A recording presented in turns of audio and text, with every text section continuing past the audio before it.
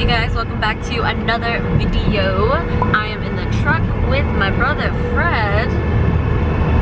Hello. Hi. And we're going to do a quick Q&A. We're on the way to a grocery store too, so you guys can see a little bit of that. I just had this random idea of doing Q&A. So I asked you guys really quick to ask us some questions. How did he become vegan, and who went vegan first? Started eating not meat. Have you guys always been close? Were there any times when you drifted apart / didn't get along? Yes, we have a small space in time where I was just a teenager and she was a baby. How many years apart are we? We're about 15 years if you round up. We're 11 years apart. Yeah, but if you count by fives like I do, and you round up, that's 15.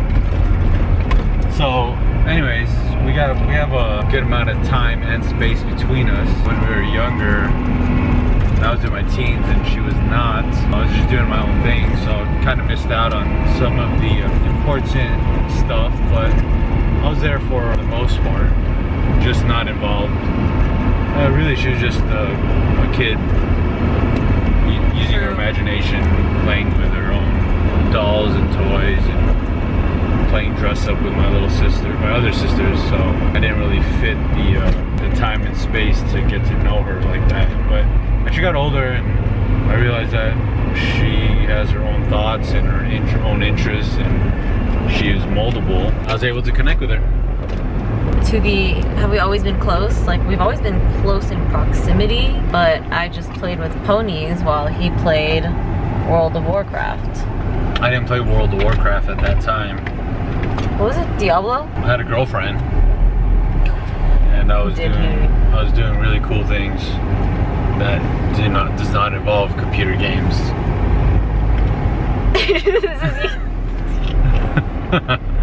Then why did we all get pink eye? Who's the better cook? Probably say I am. I think you are. If the crowd is vegan and non-vegan, but if there's a specific, if it's just vegan, I'm gonna lose 9 times out of 10 because Amanda knows exactly what you guys need. All right, we are at Restaurant Depot. Did I lock the door? No, I didn't. What do you guys love and hate about each other? I love that we don't hate each other. And I hate that we love each other so much. Next question. So we're at Restaurant Depot right now. This is where my brother goes to grocery shop because he has a food catering company, so he needs to buy things in bulk. So a place like this sells a bunch of random stuff in bulk, and we're in the refrigerator section. I really am just here for greens. I just want greens because I eat so many, I might as well just buy a huge thingamabobber of it. Oh my gosh, this used to be my favorite thing. Maybe I should go back to eating this. Should I get this again? Or should I get this thing? It looks really cool. Which one do you think is better? Oh my gosh, this huge bag of red cabbage. No way. I want it, but there's no space in the fridge, so can't grab. Okay, I had to put those greens away because I decided to get spring mix instead. This place is really cold. So I think we're gonna go with, what's a mezclun? I just don't like arugula, honestly. So let's just find the one without arugula. So come up on organic strawberries.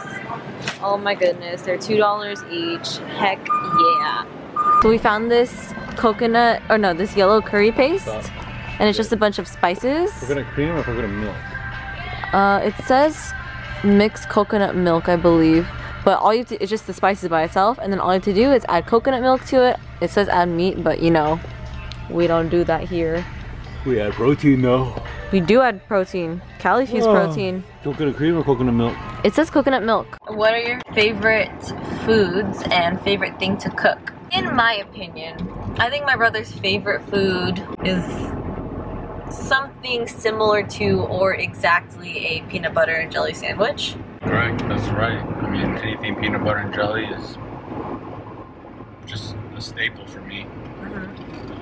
It's a really close tie between that and rice and soy sauce, or just rice in general. Let's see.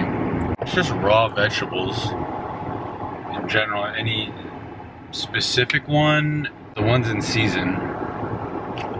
She switches it up. She's very... it's hard for me to pick a favorite. I think that's why you're yeah. having trouble with this question. You don't have a favorite. You can't... There's nothing that you eat consistently. Even when you were eating meat, you always had to eat something different. You're just... I go through phases. You're just built like that. You're just built like that. Like, I love that you know that I go through phases. Yeah, I can eat peanut butter and jelly every single day of my life. Always. But Amanda, she's a little spoiled. A little spoiled with the options. What is your favorite thing to cook? Okay, I actually don't know what your favorite thing to cook is. Oh, well, you should know. Barbecuing? I mean, you love barbecuing. That's right. I don't know what smoking in specific. Yes. It's not just smoking meats. Smoking and anything. Proteins. Smoking vegetables too. I smoke anything really. Amanda's favorite thing to cook is anything in she doesn't really cook. It's a food processor, so I don't consider I was just cooking. thinking about that. She's just cutting things smaller. That's it. It's not cooking. I do love cutting. Yeah. Making. It's like because that's how I like to eat my food. Yeah. She's either like chopping it into a sauce or she's chopping it into chunks. Do you have a lot of Filipino vegan dishes? Well, most of my dishes like are made of glass or plastic, so definitely vegan in that sense. Would you like to rephrase your question? I'm just reading it how it is. It's not my fault. Do you have a lot of Filipino vegan recipes? Yes. Basically, every Filipino recipe or dish can be made vegan. I don't necessarily crave Filipino food, but when I do, it's easy to make it vegan. Super easy. The thing that we're missing the most in Filipino food, and the thing that people don't understand with Filipino food, is that it's third world country food, and that third world country food is meant to be fatty and meant to be animal based, because other than that, all they're eating it with is rice. So they need a filling. It needs to be fast. It has to have a lot of calories because they need to burn it. And there's a lot of third world countries that have these dishes, so that's where they come out from.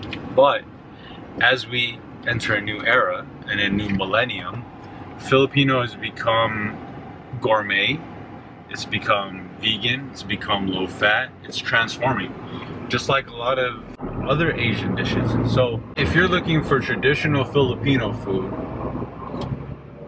and you're expecting it to not have meat, you're not going to find it. It's going to have meat. What you're looking for as a vegan is change of Filipino food, the new Filipino food with a traditional influence. So don't beat yourself up and search for true Filipino vegan food. It doesn't exist. Well, except for rice and, maybe rice noodles. Well, don't break your back. You might find it. I don't know. We can edit this part out. There's veganized Filipino recipes, is what he means to say. But it's not like from the old world. Yeah, it's obviously going to have new flavors, new ingredients. Very reminiscent of actual Filipino food though. That's Jasmine's mom. Ooh yeah, Sweet Simple Mom. In what ways are you most alike? And in what ways are you most opposite? Filipino, we came from the same sperm embryo combination. Like our faces kind of look alike. Yeah. She has the same amount of mustache as I do. As you can see. If you see that. Probably most different. Different is I'm very calm and cool, and Amanda is she has spikes of anxieties and not as calm, but she phases in and out. It's hard to tell, really. So what are you trying to say? I'm saying that she's emotionally unstable because she's young and learning and finding herself, but she's actually 45 years old in her soul because she just doesn't... I thought I was 80. No, you're like 45. Okay, that's still pretty young. It really kind of blends well together with me and who I am. You're actually older, but on the inside, you're like 18. No, you're like you're my age inside, I think. I love using my imagination. I have an imagination still. Imagination. Anyways, I'm able to play with kids, but... Yo, this girl's driving and playing freaking, what's that one gem game? Tsum Tsum? No. Candy Crush? Yes. Well, hopefully she's winning. I think when Amanda hits my age, she's just gonna be so solid for people around her. She's gonna be so experienced, and the experience will catch up to her, the age of her soul. But right now I know that she's just she's what age she's supposed to be. She's doing what she's supposed to be. What inspired you to start your own catering company? Well, that song by Destiny's Child? Destiny's Child. We'll play it in the background, or if you want, you can click the link below to listen to it on your free time. There is a link. There will be a link. There will be a link, cause yeah. So, anyways, no, but really, I took what I learned from the photo booth business. I took what I learned from cooking all these years, barbecuing from all these years, and I took what I learned from failing in my other businesses, and they all kind of funneled and they turned into this catering. And I really enjoy making food, getting good feedback, and I enjoy the process of making food, but not just cooking. I would rather, honestly, fams out there, I would rather pass this cooking part of the business to someone who's creative and wants to do it and wants to take over it and wants to turn Cali Fuse as inspired by California and make Cali Fuse into something, because my real passion is helping people find their dreams. So Cali Fuse is just a medium for me to offer different styles of jobs, whether it's in the office or in the kitchen or as a server or as a logistics person, as a driver. Catering offers a lot of different positions. That's true. With catering, once it gets to where I want it to be, I'll be able to offer a lot of jobs. So really, my passion is connecting people to what they love, or giving them an experience so they can find what they love. So catering is, that's what catering is to me. It's just a that's so beautiful. Stepping stone. It's a stepping stone into what really matters. I just so happen to be passionate about barbecue. So if I wasn't as passionate about barbecue or about food, then I feel like it'd be a different story. I'd have to find someone that is, but I'd still do catering. What's the most difficult part about running a food company? The hardest thing is just going out and doing it. Being okay to fail and being okay with success. So calling and talking to people, and sometimes getting the business, sometimes not. That's the hardest thing about catering. It's about running a food company. Sorry. It's okay. But the actual hardest thing, if I were to put it down, is the health permits. Like, that makes me nervous, because you don't want to mess with these guys. They'll just shut you down and, call the police on you, kick you out. But you want to just make sure you're following everything that they want, make them happy. Like, they just don't want people to get sick. Yeah. So they'll come down hard on you if you're being a dum-dum. But that's like anything else in life, any other business too. If you don't follow the rules, then you lose. You gotta play with it. You gotta play within the lines. Have you guys ever been to the Philippines? And what's your favorite Filipino dish? Yes, and my favorite dish is adobo. No, what's your favorite dish to veganize? My favorite dish to veganize? I think it's Filipino dish to veganize. Let me just double check. Yeah, it is. My favorite. Mine would be mongo. That's easy. That's an easy one. Yeah, love mongo. It's so easy to veganize too. Maybe that's why I like it, because it's easy. Even though I've never done it. Barbecue sticks. That's true. Barbecue. Anything barbecue for him. Yeah. Fred, what factor motivated you to go vegan? And Amanda, how did you inspire Fred to go vegan? I've fluctuated and fought with like weight gain and weight loss through my life, and just being vegan just makes it easier to like not exercise and also not gain tons of weight. I used to fluctuate really, I'm talking like 30-40 pounds up. So now like I'll get that 5-10 pounds and then I'll work out a little bit, but I'll stay vegan and you know my clothes will still fit. It just makes it easier. Plus like I've been barbecuing all my life, so I've tried and burnt and made good meat and bad meat, and I know what it is. So going vegan is like a whole nother experiment for me. What do you mean you know what it is? Oh, like I know the taste, you know the the flavor, art of the meat. texture.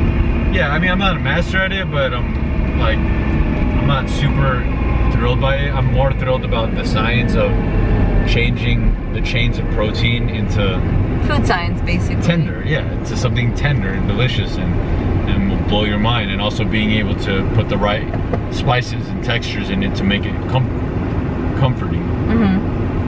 That's true. What I'm more excited about. It doesn't have to be meat. It could be soy or Vital Weekly. Seitan. And then, how did I inspire you to go vegan? The question was addressed to me, but I feel like that's something you also have to answer because I don't know how exactly I Yeah, I'm just gonna go ahead and answer it. Yeah, do it. Since I'm already talking. She inspired me by just being there. Every question I had, every insult I had to the vegan community, I did. You know, at first I was really like, you know, what the fuck, you know? Yeah. She was not vegan before and she was fine, but we really looked into it and she wasn't fine. And now she is. So she just answered all my questions again and again and again. She made food for me, and I really eat anything. So that was she made it easy. But what really inspired me was that she was in a state of sickness, and now she's in a state of health. And that's the best example you could set for anybody. How has being vegan bonded you? Or has it bonded you at all? It's just another thing we have in common. Yeah, I feel like it's not something that we talk about a lot. We just eat the same food together, and that's totally fine. It makes it easy. It makes it easier. It gives us something extra to talk about. Yeah, we do get excited over some things. But if it wasn't vegan, we'll find something to bond over. Yeah, I don't really remember our relationship ever being stronger or weaker because of veganism. It was more like being with each other. There's definitely something powerful in sitting down and eating with each other. So I think I mentioned that in a video in the past, like a Thanksgiving video or something. But just like sit down with each other, sit down with the person you love and eat, whether it's vegan or not. Try not to be disgusted or try not to be judgmental, and just be with each other. That's really just being in each other's presence and spending time that you can't get back together. Yeah. That's more important than diet in a bonding relationship. Yeah, but so I guess being vegan has kind of helped that or made that a little bit easier. What are your favorite memories together? This question came up a lot. Sharing music with each other. I think that's sharing music is so fun with you. Yeah, that's the best memory. My most significant memory is trying to be more part of Amanda's life and not just looking at her as a little sister, but looking at her as a friend.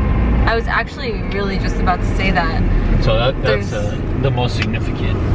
Yeah, there's no actual memory or certain event, but I do remember there's this black hole of no memories of you at all except for you just hanging out with your friends, and then all of a sudden we became friends and you actually started to make more of an effort to hang out with me, take me places.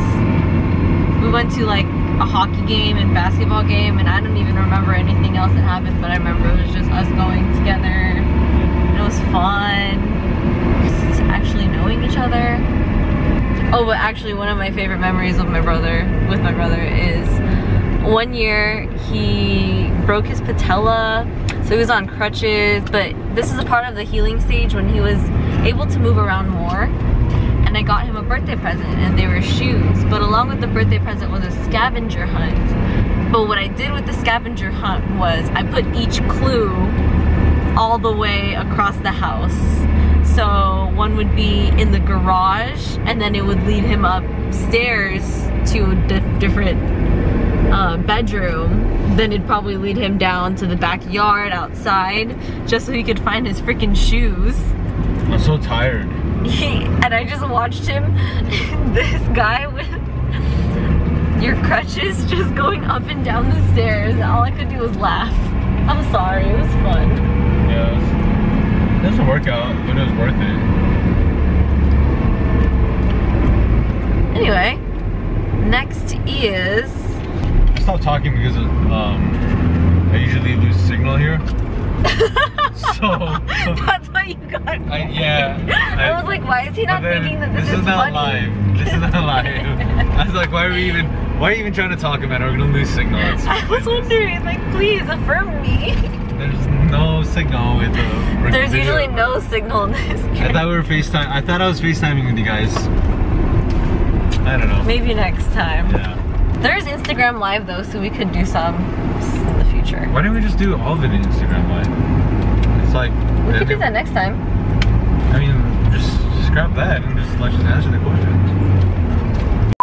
This is the end of the Q&A video. Thank you guys so much for asking those questions. I hope you got to learn a little bit more about me and Fred. Thumbs up and comment if you want to see more of us. Hope you're having a wonderful morning, night, day, or noon, or something like that. And we'll see you next time. No, brush your teeth in the morning.